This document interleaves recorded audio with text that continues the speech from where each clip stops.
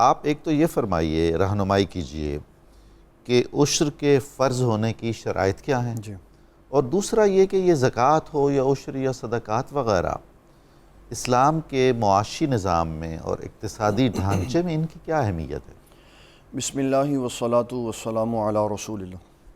سب سے پہلے تو میں اس بات کا اظہار کرنا بہتر سمجھتا ہوں کہ 92 چینل اور اس کی ٹیم بر وقت موضوع کا انتخاب کرتے ہیں اور ضرورت کو پیش نظر رکھتے ہوئے لوگوں کو ان کی ضروریات کے مطابق مواد مہیا کرتے ہیں۔ اس وقت جس طرح موسم کی صورتحال ہے، کٹائیاں لوگوں نے کی ہوئی ہیں، فصلیں ان کے پاس تیار کھڑی ہیں، اب وہ یہ سوچ رہے ہیں کہ گاڑی لیں، ٹریکٹر لیں، بنگلہ لیں، مکان لیں، تو 92 ان کو یہ بتا رہا ہے کہ پہلے اور کس کس پر مقدمہ قائم کریں، کیونکہ یہ بھی ہوتا تھا نا کہ پیسے جب دانے گھر آ جاتے ہیں تو پھر مقدمہ بازیاں بھی شروع ہو جاتی، تو ان کو پہلے بتانا یہ لازم ہے کہ پہلے اللہ کا حصہ اللہ کا ہے۔ سبحان اللہ۔ تو عشر کے لیے جو شرائط شریعت مطہرہ نے بیان کی ہیں ان میں سب سے پہلے، کیونکہ یہ اسلام کا شرعی اصول ہے تو نافذ بھی مسلمان پر ہوگا، بہت مسلمان ہونا اس کے لیے شرط۔ دوسری چیز اس میں یہ شرط ہے کہ زمین وہ حضور جو ذمہ ہوں گے، یعنی جو جزیہ دے رہے ہوں گے کسی بھی اسلامی مملکت، وہ خراج دیں گے، وہ خراج دیں گے، وہ اگر عشر نہیں مسلمان ہوگا۔ اور کافر کسی شے میں مل جائیں جی، تو مسلمان عشر دے گا، کافر خراج دے گا۔ خراج۔ دوسری چیز ہے جو فرائض کے طور پہ بیان کی جاتی ہے کہ زمین عشری ہو، خراجی نہ ہو۔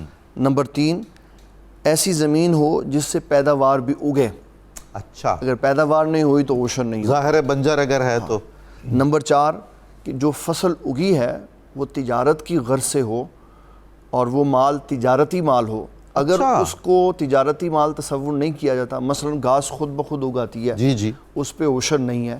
ٹھیک ہے، بانس وغیرہ نکل آتے ہیں درختوں کے ساتھ، اس پہ عشر نہیں ہوتا، لیکن اگر وہ باقاعدہ کاشت کیے جائیں تجارت کے لیے پھر ان کے اوپر عشر ہوگا۔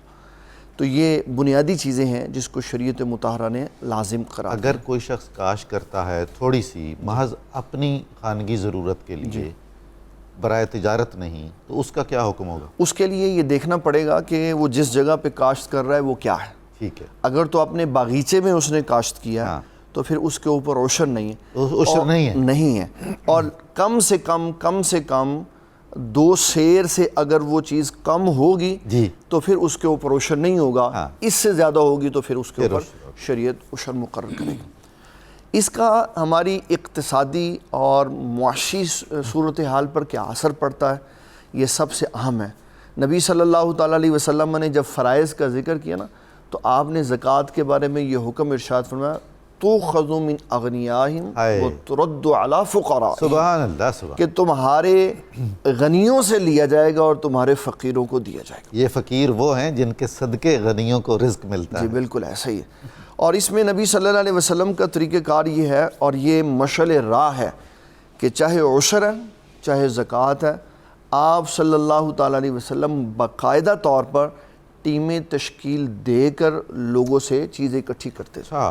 اور یہ ناظرین کرام کو ہمیشہ ذہن میں رکھنا چاہیے، اور مملکت اسلامیہ کے جو طاقتور احباب ہیں ان کو بھی ذہن میں رکھنا چاہیے، لوگ زکوٰۃ نہیں دیتے، لینی پڑتی ہے۔ حضور صلی اللہ تعالیٰ علیہ وسلم آپ زکوٰۃ لینے کے لیے جس طرح کا بندہ ہوتا تھا اس طرح کا طاقت والا انسان بھیجتے تھے۔ حضور صلی اللہ علیہ وسلم نے زکوٰۃ کا مال لینے کے لیے حضرت سیدنا عمر بن خطاب رضی اللہ تعالیٰ عنہ جیسے بندوں کو بھی بھیجا، سیدنا صدیق اکبر کو بھی بھیجا، خالد بن ولید اور حضرت ابو ذر غفاری جیسے صوفیوں کو بھی بھیجا کہ جائیں آپ لے کے۔ تو ان کو ان کی طرز کے لوگوں کے پاس بھیجا، اور جو بڑے طاقت والے تھے ان کے پاس حضرت یہ سیدنا وہی ہیں جنہیں عاملین کہتے ہیں، جی عاملین زکوٰۃ، یعنی کلیکٹرز۔ جی، اور حضرت سیدنا عمر بن خطاب رضی اللہ تعالیٰ عنہ کا جو معاملہ ہے شریعت نے اس کو بیان کیا، اس سے ہمارے نجی بہت سارے مسئلے حل ہو جاتے۔ جی، آپ صلی اللہ علیہ وسلم نے واپسی پر ان سے رپورٹ مانگی۔ اچھا، آپ نے فرمایا آپ بتائیں کس کس کے پاس لینے کے لیے زکوٰۃ گئے تھے۔ آپ نے جب یہ سوال کیا نا تو حضرت سیدنا عمر بن خطاب نے یہ نہیں کہا میں کیوں بتاؤں جی، مجھ سے کون پوچھ سکتا ہے جی۔ یہ معاملات میں ضروری ہے جب جس کو کسی کو ڈیوٹی دی جائے اس سے جواب دہی ہے اس کے لیے۔ تو تو حضرت سیدنا عمر بن خطاب رضی اللہ تعالیٰ عنہ عرض کرتے ہیں حضور 3 بندوں کے علاوہ سب نے زکوٰۃ دی. آپ کے چچا جان حضرت عباس نے نہیں دی, ابن جمیل نے نہیں دی, حضرت خالد بن ولید نے نہیں دی. اچھا. آپ نے فرمایا چچا جان کی زکوٰۃ میں خود دوں گا. خالد بن ولید رضی اللہ تعالیٰ عنہ کے بارے میں فرمایا جب سے مسلمان ہوئے سب کچھ ہی اسلام کو دے دیا, وقف اللہ کر دیا. اکبر, اب اس لیے ان کے پاس زکوٰۃ لاگو ہی نہیں ہوئی. اور ابن جمیل فرمایا یہ فقیر تھا, ہائے اللہ اور اس کے رسول نے اس کو غنی کیا. اب یہ غنی ہونے کے بعد مال نہیں دے رہا, تو پھر آپ نے اس کے لیے تنبیہاً بات ارشاد فرمائی. تو اسلام نے یہ بتایا کہ یہ اقتصادی طور پر اس طرح بڑا مضبوط کار ہے کہ جب ہر صاحب تقوی, ہر صاحب مال اپنے مال میں سے اپنا خاص حصہ بالکل شریعت اسلامیہ کو دے گا تو غریب نہیں رہ جائے گا. اس کی مثال اگر ہم نے پریکٹیکل لائف میں دیکھنی ہو تو حضرت سیدنا عمر بن عبدالعزیز کا دور دیکھ لیں. کیا بات, کہ کیسے انہوں نے لوگوں سے زکوٰۃ اور عشر لے کر لوگوں کی ضروریات پوری کی, پھر پہاڑوں پہ رکھ دی تاکہ چرند پرند بھی اپنی ضروریات پوری کریں. سبحان اللہ. تو معاشیات میں یہ ایک بہت مضبوط پہلو ہے جس کو صرف نظر کر دیا گیا ہے. ٹیکسز کے نظام کو آگے لا کے زکوٰۃ اور عشر پیچھے کر دیا. اگر ہم واپس قرآن و سنت کی طرف چلے جائیں گے تو اللہ تعالیٰ ہمیں برکت عطا فرمائے. سبحان اللہ, سبحان اللہ.